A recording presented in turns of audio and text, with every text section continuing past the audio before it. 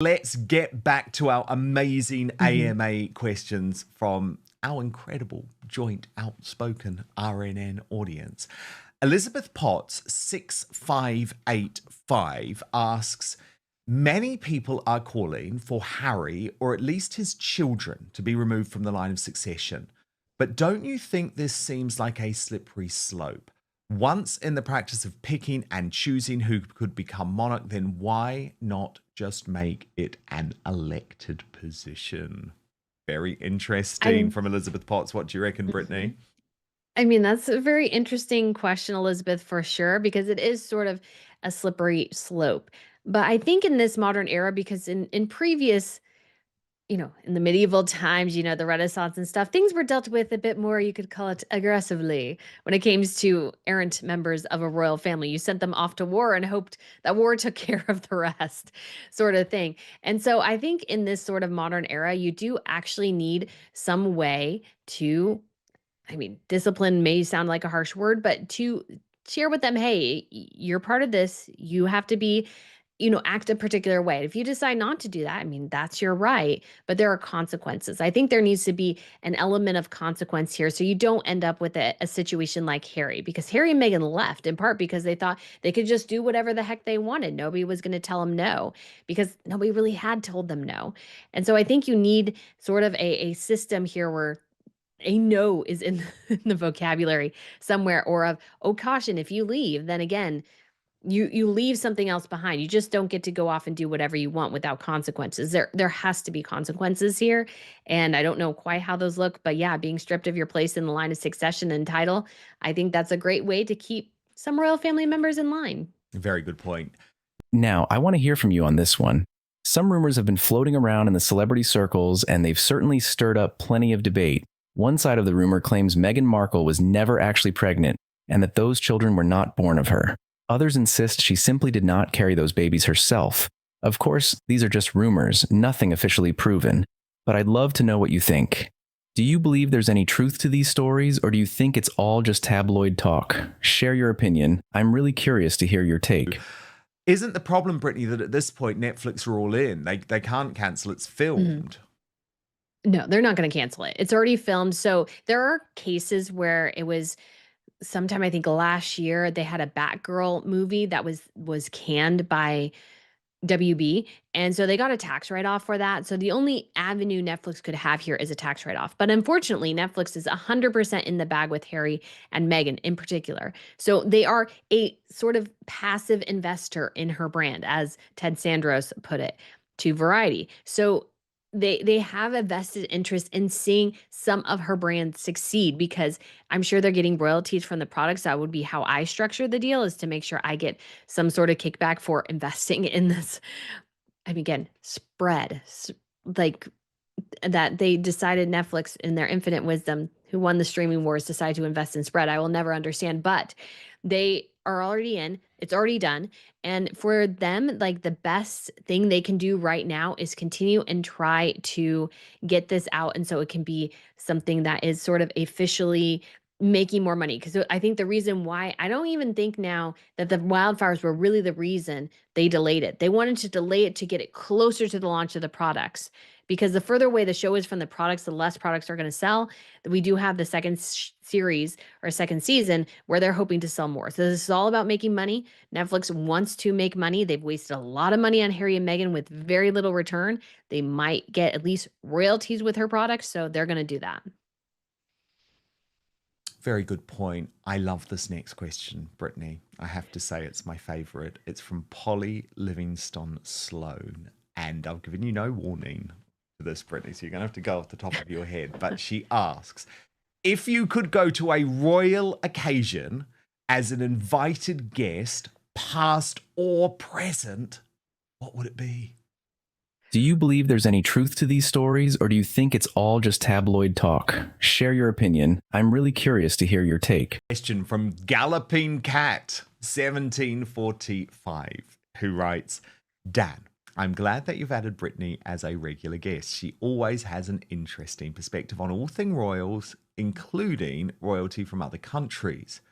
My question relates to the British press and the royal family. Can you confirm whether or not there is now, or if there has ever been, an embargo or super injunction in place regarding the circumstances of the births of the children of Prince Harry and Meghan Markle. I know that Brittany isn't interested in this topic, but I know that you are, and that you have been in a position to know the answer to my question. It seems that many members of the press know things about this topic, but very few are willing to cover it. It makes me wonder if there has been a prohibition on reporting about it. Thank you. So, Brittany, I'll kick off. My understanding is that there has not been any form of injunction or super injunction, although the crazy way that the courts of law work in the United Kingdom, I always like to be transparent about this, that if there is a super injunction in place, what a super injunction means is that you cannot even report that there is a super injunction in place. But I will stress that is not my understanding. I think the British press have been very, very reluctant to touch this story. Brittany, do you want to come in? Yeah, so this has always been a bit of an interesting one because I was very briefly on the surrogacy bandwagon very early in Meghan's first pregnancy with Archie. She was just very weird about her bump. I mean, it drew more attention to it, but not in like a positive way. You're just like, why are you touching your stomach so much? You really don't. You just had a big burrito breakfast. That's what it looks like right now. Why are you cupping nothing? It was very bizarre. But as time went on, especially with in particular her weight gain, I was like, okay, I'm not really on the surrogacy thing here. Do I think there was any sort of injunctions? Not as far as I can tell. Has that ever been reported? I mean, obviously, if it's a super injunction, you can't report. I've always come under the kind of understanding, seeing the whole situation, that it was really more about Harry and Meghan playing games that resulted in people unnecessarily questioning things. They, again, every toxicity thing is result of them. They're the problem. She wanted to play games. She wanted to get one over on the press. And now everybody thinks her children are either born via surrogate or fake, or she rents a kids, like things that just don't make a ton of sense. They still exist there because of Harry and Meghan. Do I think maybe she patted her bump from time to time because it didn't look big enough to her, the right shape to her, what have you? I 100% believe that's entirely a possibility. But the whole pregnancy, no, if you know surrogacy laws in the UK, I believe my understanding is that not only can you not pay somebody to do it, so you can't actually, like in the United States, you can pay somebody to be a surrogate. That's not the case in the UK. But also as well, I believe Meghan would actually have to technically adopt Archie if he was not born from her. The legal guardian of the parent in the UK, which is a complication as well, is always the mother who gave birth, and then the adoption can be organized later, whereas that is not the case sometimes in the United States. So all those legalese to say, as far as I'm aware, there's no injunction, there's no great conspiracy here, just a narcissistic woman attempting to control the narrative. And of course, it never goes the way Meghan Markle wants it to go. It always is worse. And the people who are suffering really, truly here are her children. There's so many questions around her kids that are unnecessary, but she's a narcissist. So that's what happened. Yeah, and I think it is worth going back. I've spoken about this with Lady Colin Campbell before, but right back in May 2019, it was the 10th of May 2019, I posed a whole load of questions to Buckingham Palace about the birth of Archie, because I've never believed that the circumstances around the birth of Archie were normal. And I was trying, from my position in the mainstream media as executive editor of The Sun, to try and get some answers. And I think it is just worth sharing with you, Brittany, what I asked them then and what they told me, just to see if it adds up at all. So these were all official, on the record from Buckingham Palace. So I asked, why did Harry and Meghan's American PR, Sarah Latham, promise to alert the media the moment Meghan went into labour, only to wait around 12 hours to do so? And they answered, we have always made clear the wish of the Duke and Duchess of Sussex that the birth would be a private event, as stated in our Royal Comms operational note issued on April 10. Their Royal Highnesses have taken a personal decision to keep the plans around the arrival of the birth private. The Duke and Duchess look forward to sharing the exciting news with everyone once they have had the opportunity to privately celebrate as a new family. The Duchess had gone into labour in the early hours of the morning during the pre-agreed media blackout period. The labour announcement was predominantly for operational purposes to trigger the opening of the media facility. However, I went on, Brittany. Why did she then seem to lie about it by eventually announcing Meghan was in labour 9 hours after she had actually given birth? The answer, she didn't. Media reporting inferred that the Duchess was in labour, not our announcement. The announcement stated that the Duchess went into labour in the early hours of the morning. The Duke of Sussex was by Her Royal Highness's side. An announcement will be made soon. Question. Was the announcement delayed until 1 p.m. in time for the American breakfast TV shows in New York at 8 a.m.? Answer. No. The announcement was timed to suit the Duke and Duchess after their friends and family had been informed. Question. Had CBS This Morning been tipped off about the due date and birth plans in order to allow presenter Gayle King to fly to the UK and film a primetime special? Answer. No. CBS... When Meghan Markle and Prince Harry welcomed their first child, Archie, in May 2019, the world celebrated. But behind the joyful headlines, something felt unusual. Unlike past royal births, there were no live updates, no traditional hospital photo call, and very few details released until much later. Now, years later, Buckingham Palace has reignited the debate by saying the birth wasn't normal. Traditionally, royal births follow strict protocol. The public is told when labor begins, an official notice is posted at the palace once the baby arrives, and the parents present the child soon after. We saw this with William and Kate, and even with Princess Diana, but with Harry and Meghan, things were different, and that difference is still raising questions today. At the end of the day, it leaves us with more questions than answers. So I'm turning it over to you. What's your honest opinion on this? Let me know in the comments section. Question. When an email failure meant the media could not be alerted at 1 p.m. that Meghan had gone into labour, even though she had actually given birth at that point, why not speak directly to news organisations on the phone? Answer.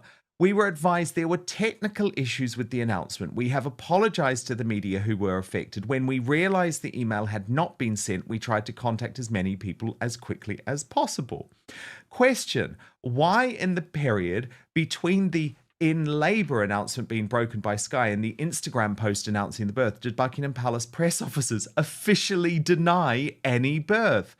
Answer. We would only ever confirm the birth following an official announcement. Instagram was also not how the birth was announced. It was done via an official announcement. Question. Was the 12:40 p.m. embargo on little Archie's first appearance put in place to maximise coverage on US morning TV shows? Answer. No. The photo call at 1200 with embargo of 12:40 was timed to fit around the timing of the Sussexes' visit to Windsor Castle to introduce their son to his great-grandparents. Question. Given Prince Harry spoke publicly about the birth in such lovely detail, why not inform the media of where it took place in order to stop speculation and unnecessary false reporting? Answer. We have always said the birth would be private in accordance with the express wishes of the parents and make it clear on the day we would not be releasing the information. In this context, it is very unfair to blame individuals for stories which the press chose to run. So, Brittany, the reason I wanted to go through all of that is to show that, number one, I have been on this story from day one. I knew something didn't add up. It's quite incredible that at the time, Buckingham Palace were prepared to answer those questions on the record. That went against all of the protocol, and it showed their huge concern about the dodgy nature of this. You know, the emails were down. Why didn't you just make a phone call? But even all of these years on, it doesn't make sense to me, Brittany. I mean, if you look at the whole thing, it's just a mess. You see Buckingham Palace bending over backwards in order to try to justify trying to placate Harry and Meghan. When the answer should have been from Buckingham Palace, when Harry and Meghan were like, well, we want to do all these things our own way. It should have been, no. If you are having this child in the line of succession this high up, unfortunately, the reality is you need to abide by these specific rules. We're not going to make a special exception to you because I think, again, making all these accommodations for them only inflated their egos further. What it should have been is simply, this is how it's done. Yes, you have all this other control in other areas, but you don't get to lie to the press. And yes, I know they were tricky in their wording, but much like Harry's statement that his family was racist, the media ran with it. And did they correct it? No. Did they correct it when Archie was born? No. They should have just said, Archie has arrived. Like, I don't understand why they had to be vague in order to placate the two of them. And obviously, Meghan wanted to play to the US press because she knew she was going to drag her husband back to the United States with her to try to make it in Hollywood. So she wanted to always maximize US coverage as much as humanly possible. I can totally imagine them trying to work everything around that. But the palace should have said no. They should have, again, they're members of the family, they're working royals, they have security. There are certain requirements to live in this world. And if you can't abide by them, then yeah, you're going to have to leave and leave your title at the door. That's Totally. that's going to be how it has to work. And I'm sorry to try and say that, oh, we didn't lie. It's like, well, you omitted the crucial piece of information, just like you admitted where the birth took place. Why? Why couldn't we know the doctors? Why couldn't we know the details? That is royal tradition. It was all very, very odd. And I guess, look, I'm not someone, I don't even believe in the term conspiracy theory, Brittany, because every time someone says something is a conspiracy theory, or I've been accused of spreading a conspiracy theory. And by the way, I'm not talking about stories connected to the royal family. I'm talking about, for example, that COVID didn't leak from a Chinese lab when I knew it didn't. People called me a conspiracy theorist. You know what I mean? That type of thing. Yeah.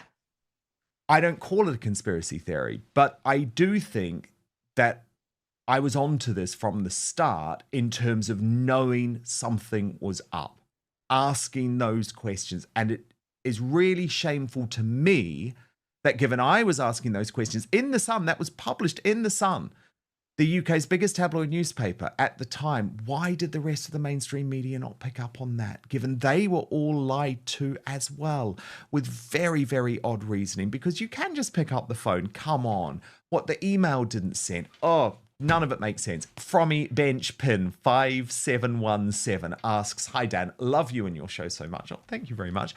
I would ask Brittany if Netflix will cancel Meghan Markle's cooking show after the Centre Barley scandal. Meghan is most likely behind Prince Harry's actions because she is the biggest bully of them all. So, okay, but when it came to Meghan and Harry, things played out very differently. When Meghan went into labor with Archie, the public wasn't updated in real time like with past royal births. Instead, the announcement came hours later, only after the baby was already born. And to add to the surprise, Meghan didn't give birth at the hospital everyone expected. Instead, it happened at Portland Hospital in London, a private, exclusive facility. Then came another break from tradition. Archie wasn't introduced right away. Instead of the familiar press lineup outside a hospital, Harry and Meghan waited several days and then presented Archie in a carefully managed private setting. For critics, this felt secretive, unroyal, even controlling. For supporters, it was modern, protective, and simply their choice as parents. But the palace's unusually quiet handling of the situation only fueled rumors and speculation. And recently, when a palace insider was asked again about Archie's birth, their response was telling, "It wasn't normal, no, but we respected their wishes." That simple phrase, "wasn't normal," has since taken on a life of its own, sparking debate all over again. Past is difficult to say, but present, for some reason, it's always been the Swedish Nobels. I've always wanted to go to the Swedish Nobels. So I don't know why. It's just that it's just so cool because everybody comes, they dress up in their gala and in their very best. I applied to actually go as a member of the press last year, and I was very excited because even if you're a writing member of the press, you actually get to sit in the banquet hall with everybody and enjoy dinner. You had to pay for it, but I was like, I'll pay for that. But that's for some reason the event that just seemed like magic to me is that particular event. Now, it would also be, I don't think we're anticipating any big royal wedding in the future in terms of like an heir getting married. That's always a huge occasion, but the other royals tend to have more tiaras at some of those type of wedding events. So I'd love to go to one of those as well. I've been lucky enough to be able to cover a state visit and see Queen Mary wearing a tiara in person. That was very, very exciting. But for some reason, the Swedish Nobels, that's like the thing I want to see. I love that. I don't know why, but that's. I'm trying to think. So I covered the first royal visit I covered actually was in 2000 and gosh, what was it? 2001, I think, when the late Queen Elizabeth II and Prince Philip visited Wellington, New Zealand. That was my first royal visit. That was amazing to cover. And then I also covered the wedding of Charles and Camilla in Windsor in 2005. Mm. But I think in terms of events, the present event or the most sort of recent event, I guess, would be the wedding of William and Catherine, because Yeah. I think that just would have been incredible. And I would have loved to have seen their private happiness. And that was such a special day. I was covering it for the TLC network in America, actually. And it was just a glorious, glorious, special, special day. But I would have loved to have been inside.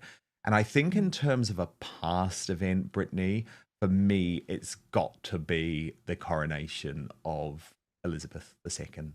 I just think. Now, I want to hear from you. Do you think this was simply a modern twist on royal tradition, or do you feel the palace is hinting at something deeper? Comment your opinion down below. This is an interesting question, Brittany, to wrap from Luke Edwards. What does a royal warrant mean? Does it really enhance a brand or not? Is it more a political tool now, or does it really mean the product is used by the royal household? And I think... Sorry, you go, Brittany. No, I was just going to say, go ahead. I was just going to say, very interesting question. Yeah, well, my understanding, certainly, like, because I'm thinking about, like, Fortnum and Masons, for example, the royals have always loved it and love their products. And obviously they do groceries. And I think they have the royal warrant for grocers and tea. And I know the royal family, I mean, they love Fortnum and Mason products. So certainly in some cases, they're very passionate about it. And Brittany, I would imagine they have to, because like there was the Goreen Hotel, which has a royal warrant for hospitality services, was truly the place that the late Queen loved going for lunch. So I think it does mean something. But what do you think, Brittany? You know, I haven't done too much research on royal warrants myself, but when you see sort of the brands that are chosen, they're definitely quintessential royal brands. Jaguar has one. Yes. Burberry has one. Yes. And so I think it reflects, obviously, that the royals have used these products. I don't think it's like absolutely outside the question that, oh, they're just choosing these for political reasons. Now, will that come up from time to time? I mean, that's entirely possible. Don't want to rule out that possibility. But I think most of the time, I think what Camilla's hairdresser was given a royal warrant. So they definitely give them out, you know, you could say a little bit as favors, but it's like, if you love a brand, if you're wearing the brand constantly, for some reason, I think clothes, when I think of royal warrants, that if it's a passion of yours, like Alexander McQueen could end up with a royal warrant at some point. You know, Emmy London is another brand favorite of Catherine. They could end up with one at some point. She wears a lot of their shoes. And so I definitely see them giving them out based on what they are passionate about. They're like, they're royals. They're like, well, I like this particular product, so let's go ahead and represent this one here. I think it's absolutely fabulous. Because it's amazing. some are so like run of the mill, like Samsung TVs apparently has a royal warrant, but then so does the Ritz. And we know that King Charles absolutely loves the Ritz. He made his first public appearance with Camilla there. So certainly that is a hotel that the royal family has always loved. So it's interesting. I think you're probably right. I think some of them are probably a little bit political, or because I presume they have some type of commercial relationship. I actually don't know how that works, to be honest. But I think some, certainly when I think of like the Goreen Hotel and Fortnum and Masons and Jaguar and the Ritz, that comes from a place of like genuine love. But very, very good question. We're going to have to do this again, Brittany. Love these AMAs. Yes. I'm sort of getting into them because actually our audience have the most fascinating insights, super smart, brilliant questions. So we will have to do this again. But Brittany, don't worry. If you want your dose of royal news, we are back live on Monday with all of the latest. And if you have been missing out while I've been on my Mark Stein cruise, you can just go right now to the Royal News Network on YouTube and X for all of the latest breaking news. But I'm looking forward to having you back live, Brittany, on Monday. Okay, what exactly did that comment mean? Was it a subtle reference to how Harry and Meghan handled things differently, stepping away from royal tradition? Or was it a quiet critique, hinting that their choices weren't fully accepted? Some even believe it was a nod to the tensions already building between the Sussexes and the palace. The truth is, its meaning depends on perspective. For some, it was just palace wording. For others, it revealed that Archie's birth was never treated like a traditional royal event because Harry and Meghan were already on a different path. Archie's birth wasn't just personal, it was symbolic. By skipping the hospital photo call and the usual announcements, Harry and Meghan made a bold statement: "We'll do things our way." It was more than about privacy, it was the start of a new independent chapter. The palace's remark now can be read two ways. Was it criticism, a way of saying things weren't handled properly? Or was it acknowledgement that the Sussex era was always going to be different? How you see it depends on your perspective. If you value tradition, you may see their choices as reckless. But if you believe in individuality, it can look refreshing and brave. And that's the heart of it. This isn't just about a birth. It's about the bigger struggle between duty, tradition, and personal freedom. So what do you think? Was Harry and Meghan unfairly judged, or did they mishandle a royal responsibility? Share your thoughts in the comments, and if you found this breakdown interesting, don't forget to like, subscribe, and hit the bell for more honest takes on royal headlines.